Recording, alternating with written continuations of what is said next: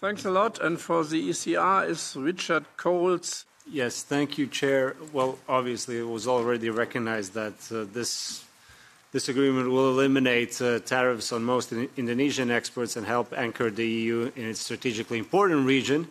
And we know right now it's the most essential thing to diversify the trade partnerships where necessary.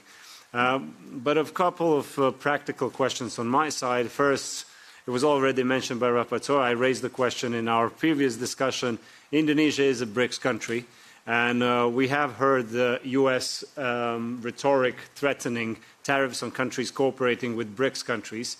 Has the Commission assessed whether a comprehensive economic partnership agreement with Indonesia could expose the EU to additional tariffs imposed by the US, in spite of ongoing tariff discussions?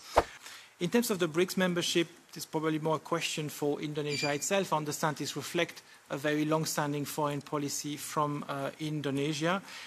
We have not received any indication that this would have any impact with the debate you had just before us on the US. We have heard nothing that would go in this direction.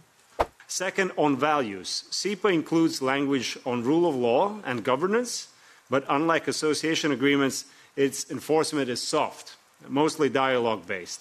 So are we satisfied with that, given the scale of this deal? And are there any safeguards beyond the usual transparency clauses?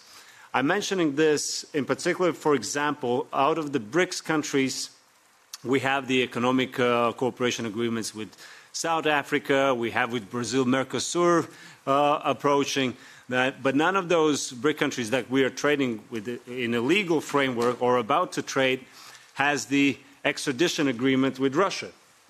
And Indonesia signed extradition agreement in 2023. This gives a huge risk when it comes to democracy, rule of law, knowing the kangaroo courts in Russia that actually can have whatever businesses from Europe being targeted, and then, different arrest warrants and whatnot issued, and then Indonesia is legally obliged to fulfill those extradition requests by Russian Federation. Why I'm just, if I may, Chair, to mention that, myself, I have an arrest warrant in Russia on my name. And there was a delegation visit from European Parliament to Indonesia. I was on that delegation at first. But between the flowers, I was recommended not to travel. So we somewhat are about to sign a trade agreement and deal when it comes to values as well, but we cannot secure that our legislators here from European Union can be protected from autocratic regimes, fake arrest warrants. So this is really an issue that should be raised for the Indonesian delegation as well during the negotiations, because that is of deep concern for the European citizens in general. Thank you. Thanks a lot. Yeah, Mr. Gehl, you have now about 8-9 minutes to answer the question. Thank you very much, Chair, and thank you very much for your interest and for your question. I'll try to cover the ground. Question of values and going beyond the element that are usually contained in FTA.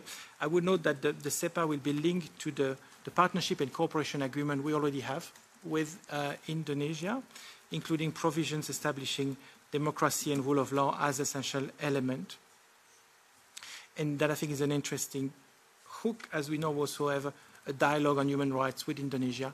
And some of those issues that have been raised today were raised back in March when we had our joint committee under the PCA.